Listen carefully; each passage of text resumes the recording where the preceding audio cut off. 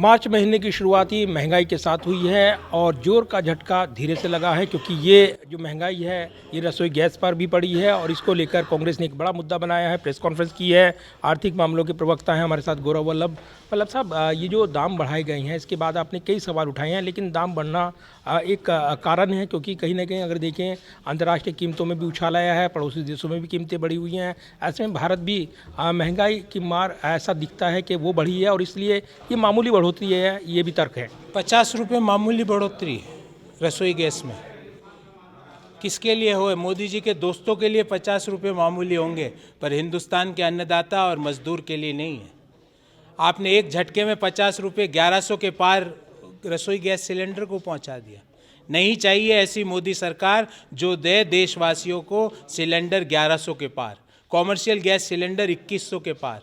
और जो अंतर्राष्ट्रीय बाजार की कीमतों का आपने हवाला दिया, 2014 में भी कीमतें थी, पर 500 के बाहर क्यों नहीं हुआ गैस सिलेंडर? क्योंकि उस समय की डॉक्टर मनमोहन सिंह जी के नेतृत्व में चलने वाली सरकार ने अपने 10 साल में रसोई गैस सिलेंडर पर 2,14,000 करोड़ की सब्सिडी दी, जो पिछले 9 साल में मात्र 38,500 करोड़ रह गई।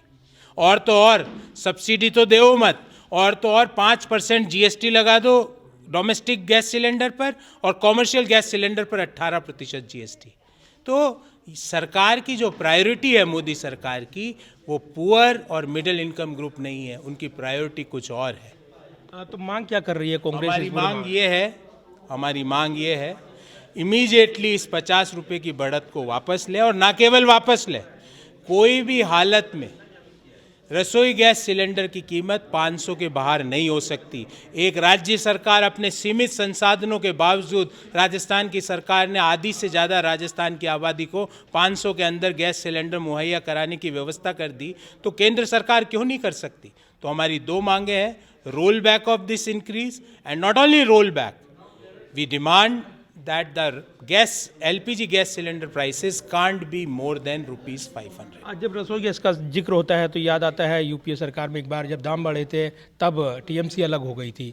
तो ये जो दाम बढ़ने का सिलसिला है वो थमता नहीं है। मैंने आपको बताया, गैस की उस समय भी अंतर्राष्ट्रीय बाजार में कीमतें ऐसी ही थी, आज से ज़्यादा थी, पर गवर्नमेंट की अगर प्रो पुअर नीतियां होती है तो बढ़ने नहीं देती, जो हमने करके दिखाया, जो राजस्थान की सरकार मोदी जी को करके पुनः दिखा रही है। धन्यवाद बात करने के लिए। और दाम बढ़े हैं इसके बाद हमलावर है कांग्रेस, सवाल पूछ रही हैं, और ये महंगाई की मार है जो आम लोगों पर पड़ेगी, इसीलिए मांग भी की जा रही है कि इसको रोल बैक होना चाहिए।